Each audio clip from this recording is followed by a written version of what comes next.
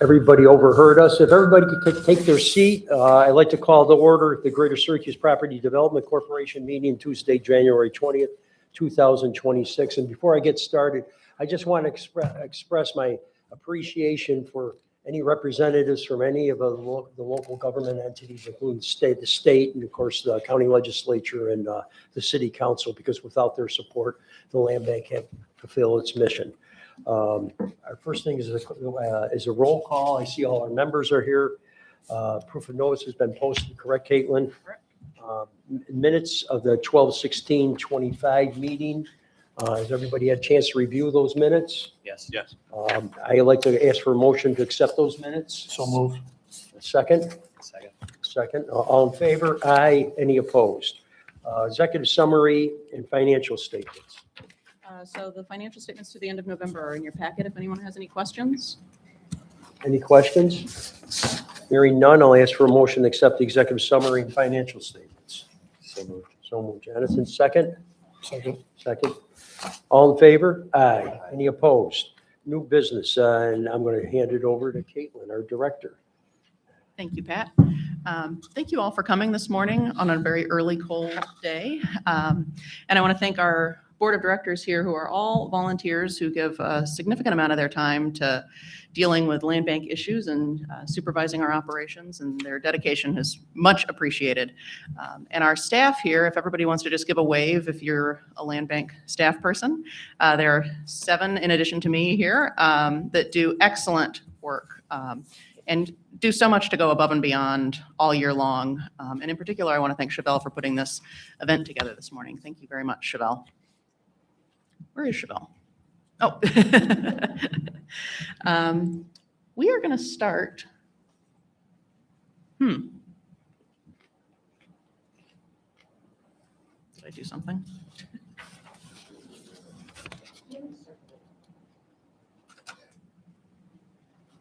Most people here have heard me give some version of this PowerPoint presentation before, and I think that we need to find more and different ways to communicate with folks about what it is that the land bank does. And so we worked with Black Cub Productions to put together this video. They did an incredible job turning this around in a really short period of time. And I want to thank all of the people that work with us and our buyers who took their time to be interviewed for this. It turned out really nicely. So I'm going to let Luke hit play.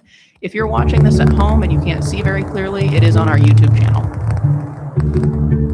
The front porch is missing all the way across as it originally would have been. Thanks. Speaking of raccoon poop, no one wants to live next to a vacant property. There could be squatters. They're often home for animals like raccoons. And it really makes it hard to be proud of your neighborhood and proud of your community. It's sat for so long. Yeah. It is now a full gut. Yeah. You have to gut this house entirely. So you've got your kitchen and bathroom in the back here. Mm-hmm. It's a nice large bathroom. It is a large space. Yeah.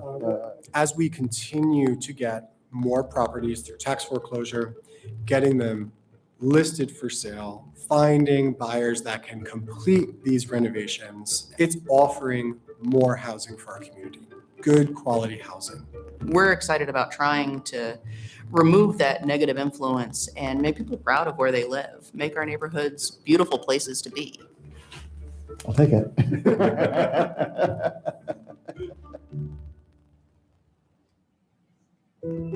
So the challenge of vacant and abandoned properties was kind of a long time building in Syracuse. You know, in 1950, the majority of our metro area lived in the core city, and by 1960, the majority of the population lived out in the suburbs. So we had a lot more houses than we had households to live in them. So property conditions start to decline, and it's like this negative feedback loop where, you know, if your neighbor's not investing, you're going to be less likely to invest, and then the whole neighborhood starts to decline.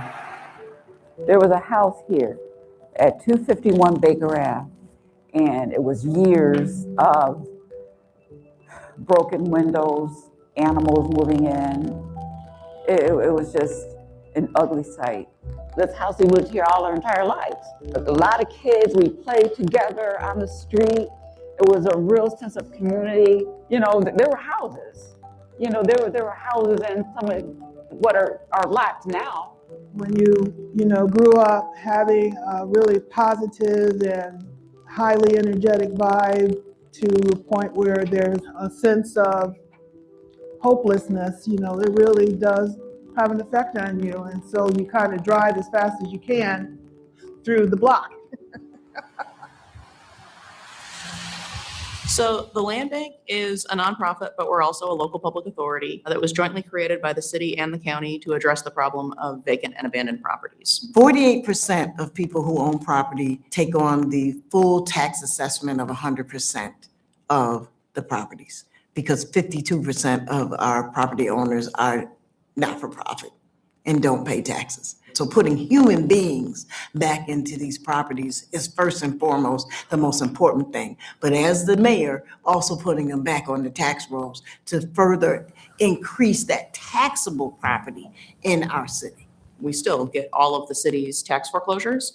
And when those properties come into the land bank, we kind of triage them. We'll determine if this property can be saved and get listed for sale, or if it is unsafe to walk through and needs to be torn down. In that case, it's identified as a demolition candidate. The vacant lots and the demolition candidates are a bigger challenge. A lot of the parcels in the city of Syracuse are really small. So a 33-foot lot is awfully hard for us to get redeveloped and put a new house on. But if we can take 3 of those in a row and divide them into 2 building lots, then it's a great opportunity for somebody like Home Headquarters to come build a new house on it. For any property that we receive that can be listed for sale, we will first get it cleaned out so we can accurately assess the condition of the home. At that point, we will write up a scope of work, which is a minimum requirement to bring the house up to code. And I make sure that there are proof of funds from that buyer to cover the cost of the purchase price and the expected renovation amount. Our board of directors has to approve every sale. Your home is your biggest financial investment for most U.S. families, and we definitely want to see that opportunity for more Syracuse families. So we prefer that when the board is considering multiple offers. Now, the most important piece of this is we do put a lien on the property to make sure that the renovation is completed. Some people view the process as too hard or too strict, and there is a reason for that. We need to do our due diligence. Once I've learned more about the land bank and I had a better understanding that the reasoning behind them and their process was that they really were about really seeing individuals get into a space where they could actually be in position to refurbish the home. I had gained a respect for that. I think people have a very narrow scope of what the land bank does and its role in really creating housing stability and not only housing, but economic growth in our city. The number of vacant buildings in the city of Syracuse has been reduced by about 44% since the land bank first started. We've done close to 700 demolitions. We've sold about 1,500 properties. Before there was a land bank, there was kind of a list of seizable properties, and it was hard for anybody, any member of the public, any neighbor to access those properties. As those liens rack up, many of them were underwater. They might owe $80,000 and the house is really only worth 10. So what we're trying to do is to get clean title to all of those. The city's tax foreclosure extinguishes all those liens so that they're no longer underwater.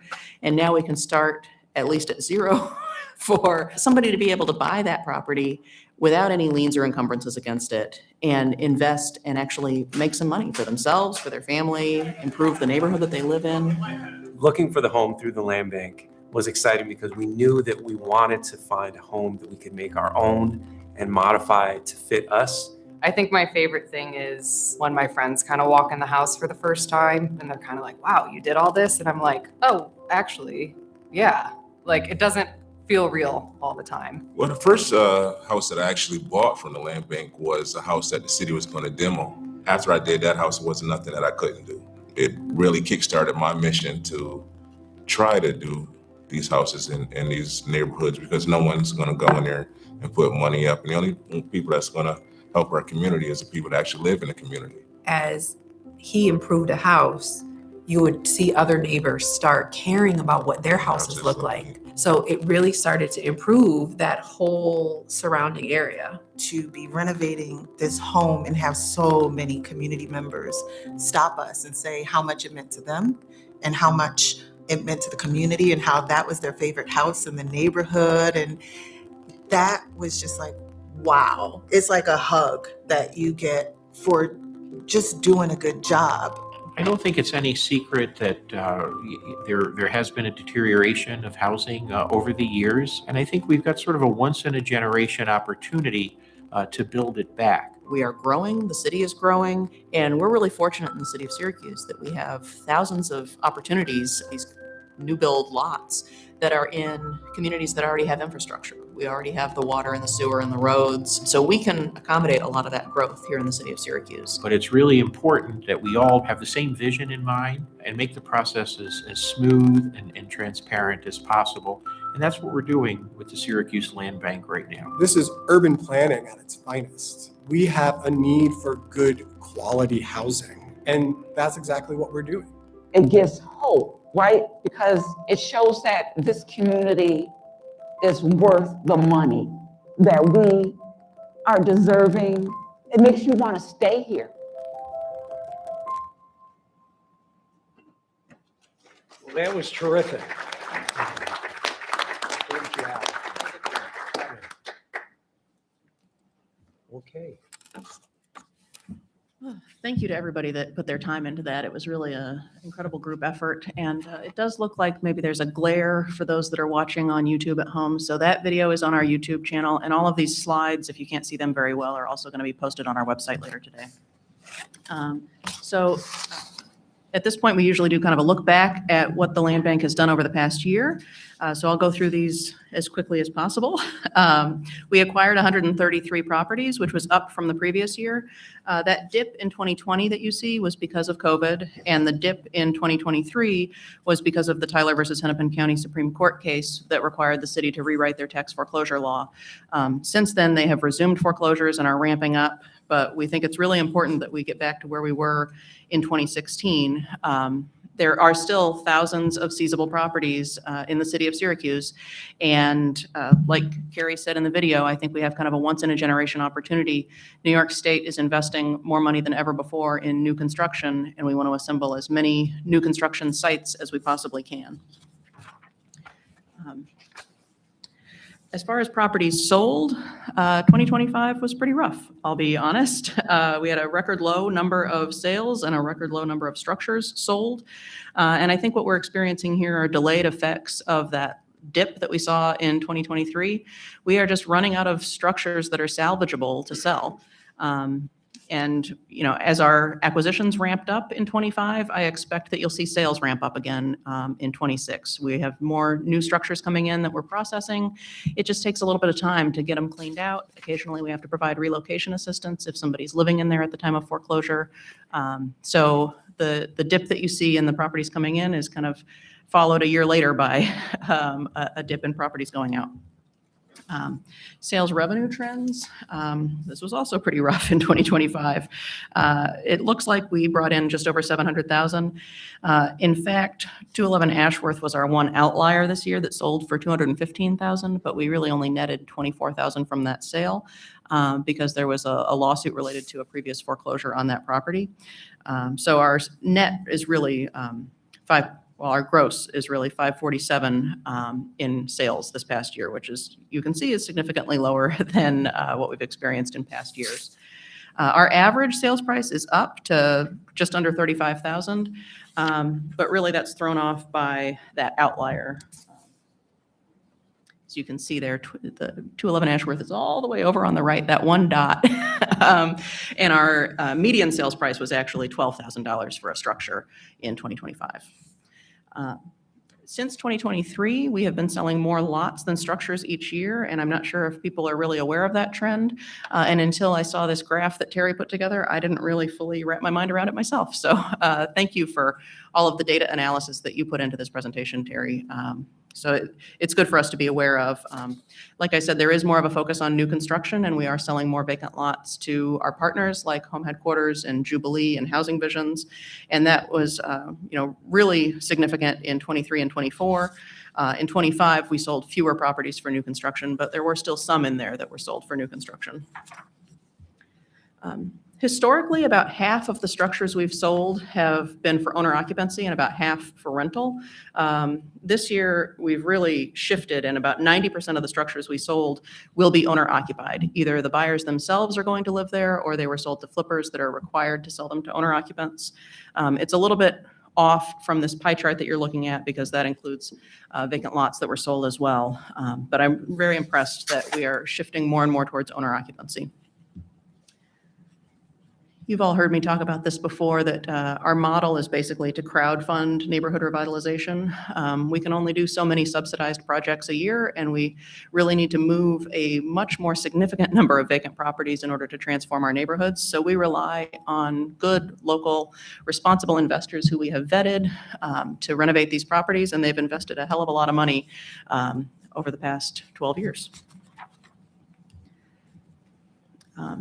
Very rarely we get a private individual that wants to build a new house. Usually they're all subsidized.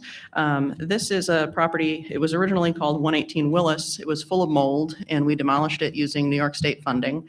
And then Chow and Claire Downey wanted to build their retirement home in Tip Hill, and they bought that lot from us and built this beautiful craftsman house this past year. And it is now called 525 Ulster. If you want to drive by and check it out, it turned out really great. Mostly we sell fixer-uppers. This was one that was renovated by a buyer who now lives there. Same with the next slide, 164 Jasper on the north side. That's okay. This one was sold to a public employee under our public employee discount program. He occupies it as his primary residence now, and you can see he built a great deck on the back there to really utilize that backyard. And then we do sell a good number to flippers each year. These are two that were finished by Champs Remodeling this year. They did excellent work.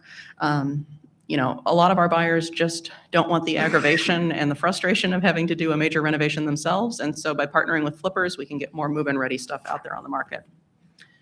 And then we do still have a number of buyers that are purchasing for rental. These are two that were finished in 2025. 607 Ash Street, we actually did put some LBI, New York State stabilization money into first. We did siding, windows, I think a roof, and rebuilt those porches. And then the buyer came in and finished the interior. And then very rarely, we will renovate our house ourselves. Here, the one on the left, 429, the foundation was collapsing, and so we had to demolish that. And then we merged that lot with 433 next door, which we renovated. We used state grant funding to do the roof, windows, and siding and to rebuild that front porch. And then we used unrestricted money to do the interior. And you'll see that our board is actually voting on the sale of this house later in today's agenda. It was a two-bedroom, one-bath house originally, and we finished off the attic and added another bathroom up there, so it's now 3 bedrooms, 2 full baths. And we used subcontractors for a significant amount of this, but also Dave and Joel, who are sitting in the back, did a lot of this work on this house, and it turned out really excellent. We were one of 3 land banks this past year invited to participate in a pilot program to build these cross-mod houses. This is a manufactured home as opposed to a modular. A manufactured, the trailer that it arrives on is actually part of the structure of the home. The steel chassis is the floor joists. So we worked with the installer to hook up new water, sewer, electrical, and gas service to this property, build the foundation. They built a 1-car garage on site, installed a new sidewalk and a new driveway, and then they back the home onto that foundation and drop it onto concrete pillars and do all of the installation. We had them build, you know, if this was in a mobile home park, you might see a skirt around it. We had them build 3 courses of concrete block underneath instead of a skirt so that it looks like all of the neighbors' basements. So it is a 1-story home without a basement, but it looks just like all the other homes on the block. We have applied for funding to build 52 of these this coming year through New York State's Move In New York program. And the sites are all over the city. You'll see we needed a 48-foot lot for that particular model, so we kind of just had to pick whatever we had that was at least 48 feet wide. It's just how we ended up with this distribution. But there is also another model that will fit on a narrower lot that we're very excited about. Both of those are going to be 3 bedrooms, 2 baths. The smaller one is obviously a little bit less square footage. But we think there are probably a lot of people in Syracuse that want single-story living, and we hope that this will meet that demand. And we're working with these designers or these manufacturers to add some more accessible features so that these homes can really allow people to age in place. We have probably received more land bank initiative money than any other land bank in New York State. There are 31 land banks across the state. We've been awarded $4.9 million to date from the LBI program and done 120 demolitions with that and 24 stabilizations. And I think this is really due to the fact that we proactively go out and acquire these abandoned properties without necessarily knowing what we're going to do with them, but that gives us site control. So we have more shovel-ready sites in our inventory than any other land bank, and HCR is eager to fund those projects. We did 71 demolitions with their money this past year. And we now only have 60 demo candidates in our inventory. I'm sure that number will go up as soon as the city gives us more properties, but it's nice to be under 100. And we select these by which homes get demolished in any particular year based on what's the biggest threat to health and safety, which is important. And then what we're excited about is when money is left over, we get to do something more strategic with it, if you want to skip ahead a few. So these are some of the homes that were demolished this year. And here's how we can be more strategic with the money. We got 6 in a row on the 100 block of West Brighton that we were able to demolish. We just finished. Altogether, that creates a 1.2 acre site. It's zoned R5, so you could build single family homes there if you wanted. You could build 2 families. You could even build up to a 75 unit apartment building. So there's a big range of what's possible there. And we're actually holding a community meeting next week at Beecham Library to get impact from the neighbors on what they want to see built there. Not only what do they want it to look like, but what are their housing needs in terms of number of bedrooms, price point, that sort of thing. And I imagine that, not everybody will be able to make that meeting. So we're also doing some door-to-door outreach to get in-person feedback from the neighbors about what they want. And then we will issue an RFP and solicit proposals from developers to build what it is that the community needs on that site. We're also using LBI money for stabilization. Often that's before we list a property for sale. We might do roof, siding, windows, foundation repair, but we're also using it to help some of our buyers finish their projects. We often find that people get into the project and they get about 80% of the way done and they just don't have the financial resources to wrap it up. These projects always cost more than you expect they're going to. And so here's one on Phage Ave that we did this year. The buyer had done a beautiful job on the interior. It's a 2-family owner-occupied house, and we were able to help finish this project up by doing a new roof, windows, and siding. Vacant lot sales for 2025, the vast majority of them are just used to expand people's yard, but 6 of them are for new construction. And the thing you see listed there as Kirkwood Homes is actually Housing Visions. So we'll go to the next slide. This is one of our more unusual side lots. A buyer already had an industrial property on 6th North Street, and he was able to buy 2 more lots next door to that so that he could expand his business. He was leasing space in East Syracuse for a tire retread facility, and he was able to build this brand new building on 6th North Street near the corner of Wolf. And he employs numerous people that live on the north side, and now he's no longer having to rent, and we think it's a great way to bring business into the city. We've talked about brownfields a lot in the past. In 2023, we were awarded $1 million assessment grant from the EPA that we've been using for environmental testing. Sometimes we're able to test a site that maybe it was a former gas station, and we can demonstrate that the contamination actually isn't that bad by eliminating some of those unknowns that might have scared off a developer. Now we can make that site more attractive for somebody to come purchase. But sometimes we find that they're actually very contaminated, and then we have a bigger problem. And you can click ahead twice. It's animated for some reason. So this one, we were able to use that assessment grant to pay our consultants to write a grant application for us for a brownfield cleanup grant. And we found out in May of 2024 that we were awarded that grant. It's about $4 million. And we will be doing soil remediation at 917 Montgomery. And we'll also be demolishing 541 Seymour here, which I think many people know as the Consolidated Industries building. We have to demolish it so that we can get to the contaminated soil underneath the slab and remove a great deal of that soil. And once the site is cleaned up, we'll be able to divide that into 13 building sites. And I expect that we'll see work starting there this summer. We were also able to use that assessment grant to pay our consultants to write an application for a cleanup grant for 500 Holly. And we're going to be submitting that application to the EPA next week. So everybody cross your fingers that we get funded for 500 Holly. It's going to be $2.3 million to demolish this structure and do extensive soil remediation and groundwater remediation underneath it. Our consultants tell me they've never seen such dense concentrations of dry cleaning chemicals, almost like they were dumping it right into the dirt. You probably know we lease a lot of sites to community gardens. There's 14 active community gardens operating on land bank lots, which is a great way to get them back into productive use if we can't put a house on them in the short term. And we also work with volunteers to do architectural salvage. And we are entering into a relationship with a local business to do architectural salvage before a property gets demolished so that we can keep as much of that material as possible out of the landfill and hopefully supply it to our buyers who maybe need it for renovating a land bank house. We get phone calls all the time from folks that are looking for a specific type of heat register or window or a narrow door because old houses are unusual and you need stuff that you can't find at Lowe's. And then I talked a little bit about site assembly on Brighton. We're continuing to do that with our housing development partners. Here on State Street, we got 5 in a row and demolished one house in the middle. Home Headquarters was able to buy 2 more parcels on either end, and then we turned those 7 lots into 6 equally sized building sites. And they just finished these 6 gorgeous houses on South State Street that are all sold to owner occupants.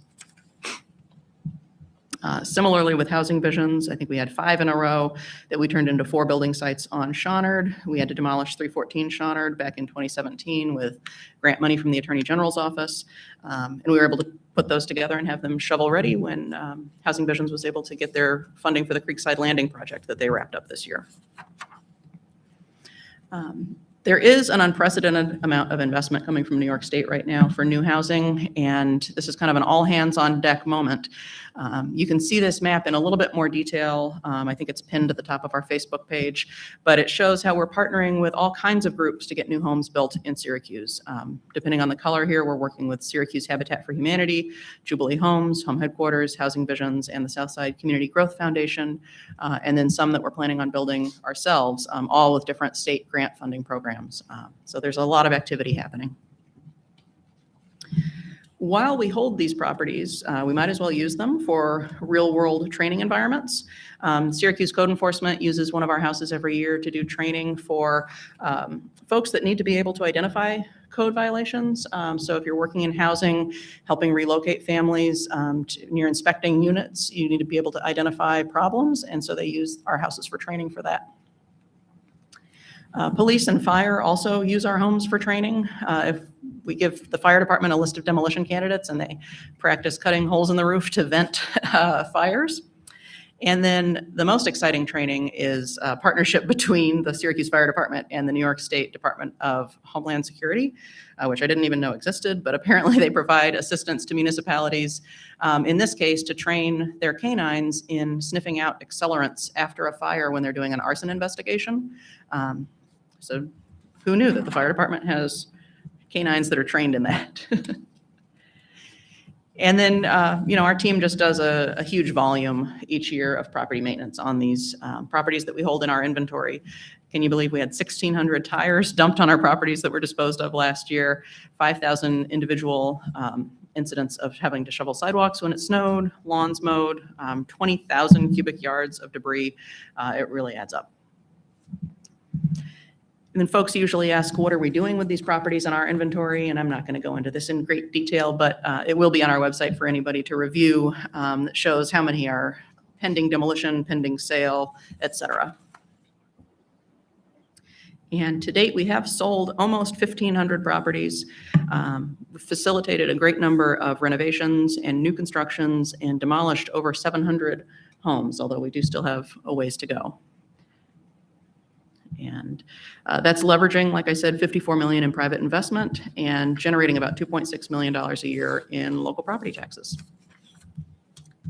And that was 2025. Let's hear it for Caitlin from the Land Bank.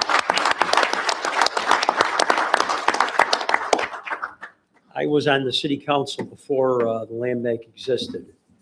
And people would call complaining about properties and the city, we had no solutions. And after creating the land bank and passing that legislation, we had solutions. And we were able to work with our other housing partners and to create a new neighborhood. So I guess it takes a village to build the city, and we as a village working together. So thank you very much, Caitlin. The next thing on our agenda is the election of our officers and committees.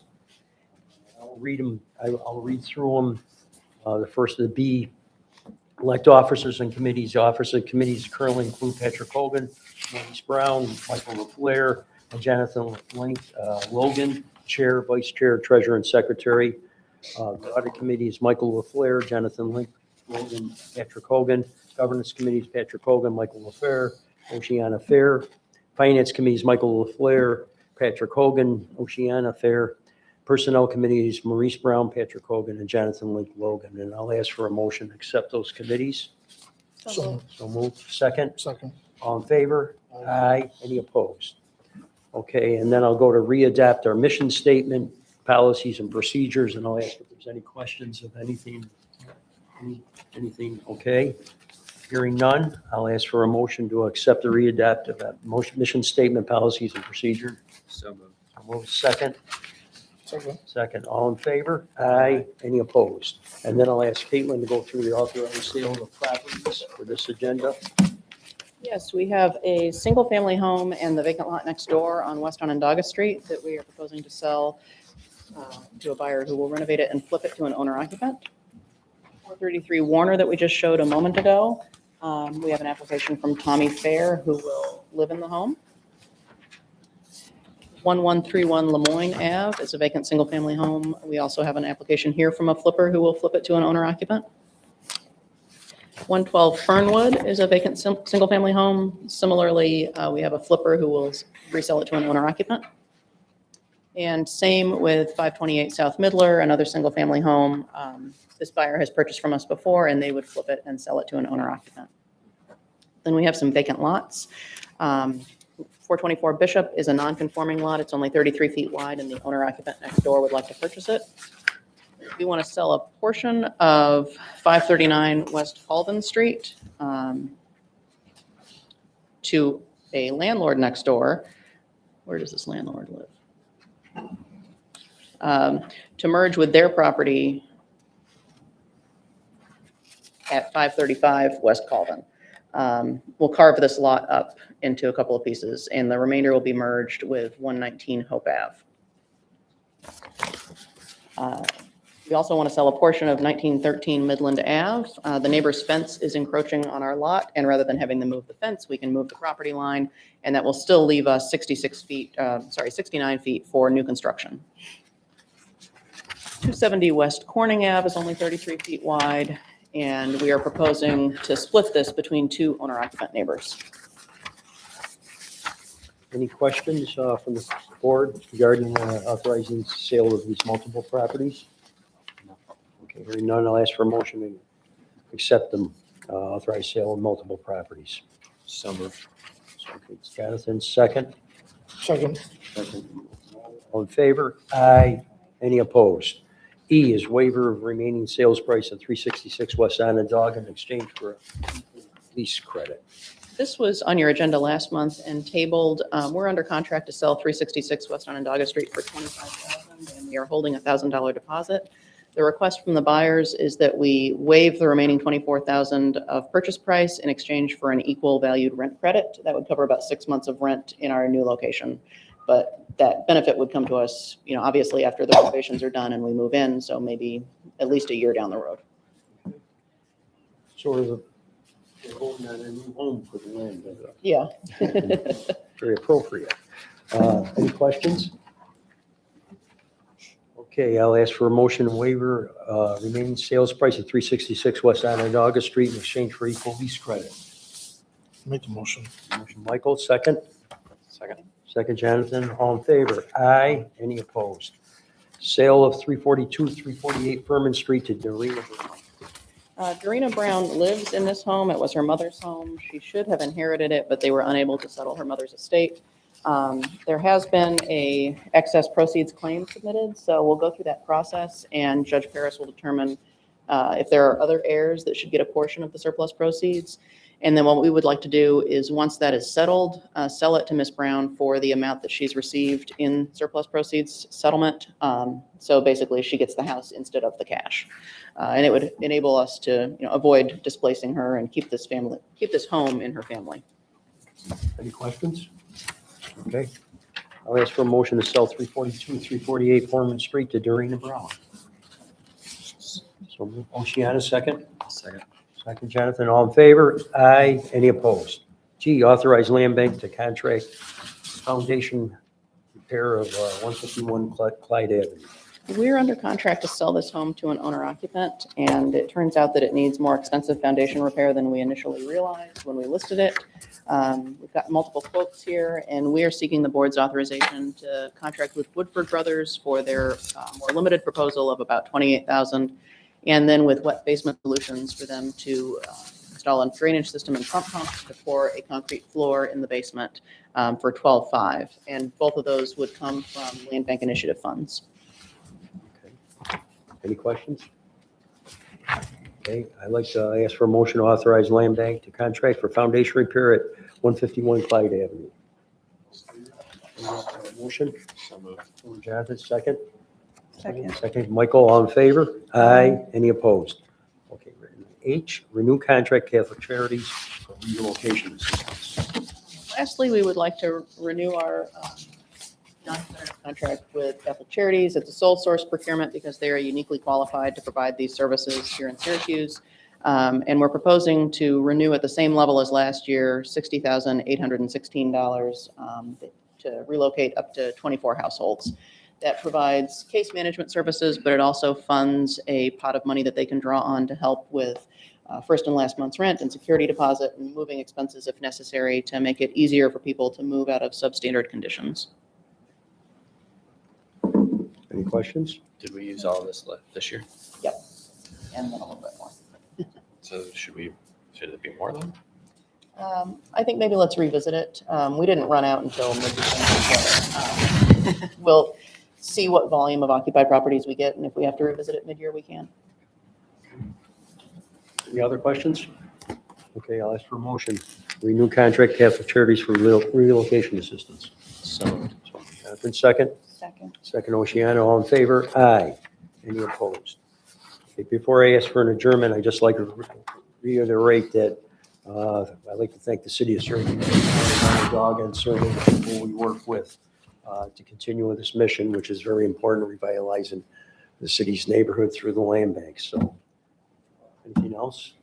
Anything else, Caitlin? No, just thank you to everybody that puts in a great deal of work to make this possible. It's greatly appreciated. Like you said, we do have a lot of partners that make this possible, and we have a lot of work ahead of us. Okay. I'll ask for a motion to adjourn. So moved. Anybody else? Okay, second. All in favor? Aye. We're adjourned. There's a lot of refreshments left, so please help yourselves. Make sure that there's nothing left before you leave. Nothing for me to say. Okay. The video was really good. The video was really good.